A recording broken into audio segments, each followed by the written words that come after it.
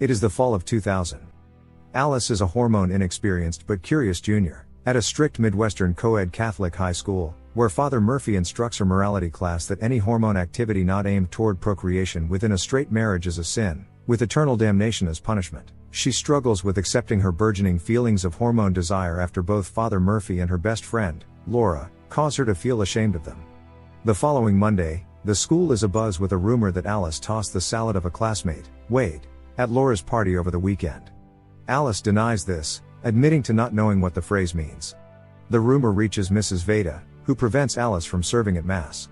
Later that day, during the Sacrament of Reconciliation, Alice confesses venial sins to Father Murphy and receives a light penance of 20 prayers, which she immediately and fervently fulfills in the school chapel. Father Murphy and Mrs. Veda's words about hormone play echoing in her mind. Alice and Laura both decide to attend the school's next Kirkos spiritual retreat, Alice to return to the path of righteousness, and Laura to be accepted by Nina, a popular senior. When they arrive on the retreat campgrounds, Laura is excited to find that Nina is a retreat leader, while Alice eyes Chris, a hunky senior who is also a retreat leader. Chris is friendly and enthusiastic, and after Alice is assigned to his group, the two begin to bond. That night, while playing on her contraband cell phone, Alice accidentally discovers that she can pleasure herself using her phone's vibrating feature. However, she stops soon after looking at the crucifix hanging in her room. On the second day of the retreat, Alice fakes an injury on a hike to get closer to Chris. Nina confiscates Alice's phone, and, as a punishment, Father Murphy assigns Alice to cleaning duties around the retreat house. Once she is alone, she logs onto an AOL chat room from Father Murphy's office computer to ask what tossing salad means. Before she can find out, the sound of footsteps causes her to hastily shut off the computer and leave. She runs into Nina, who lightheartedly guilts Alice about Alice's presumed encounter with Wade, another instance of Alice's inability to be free of the rumor even while on Jesus' time. On the third day of the retreat, Father Murphy announces his discovery of an explicit chat on his computer. Of course, no one claims responsibility. He later pushes Alice to confess to acting on her temptations with Wade, and doesn't believe her insistence that nothing happened. Alice confronts Wade about his complicity in the rumors spread by failing to deny it, and he leaves without admitting his fault or apologizing.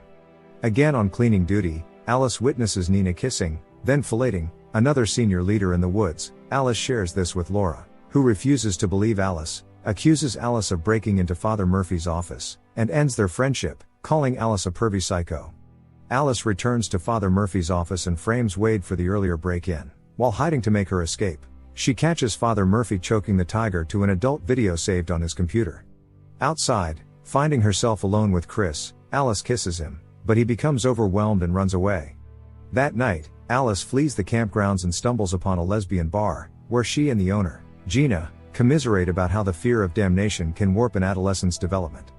Gina counsels Alice and gives her a ride back to the retreat, encouraging Alice to look into colleges on the west and east coasts and finally assuaging Alice's curiosity about what tossing salad means. On the last day of the retreat, Alice befriends a socially awkward classmate while Father Murphy pulls Wade aside. With Wade on the hook for the explicit chat incident, Laura makes peace with Alice.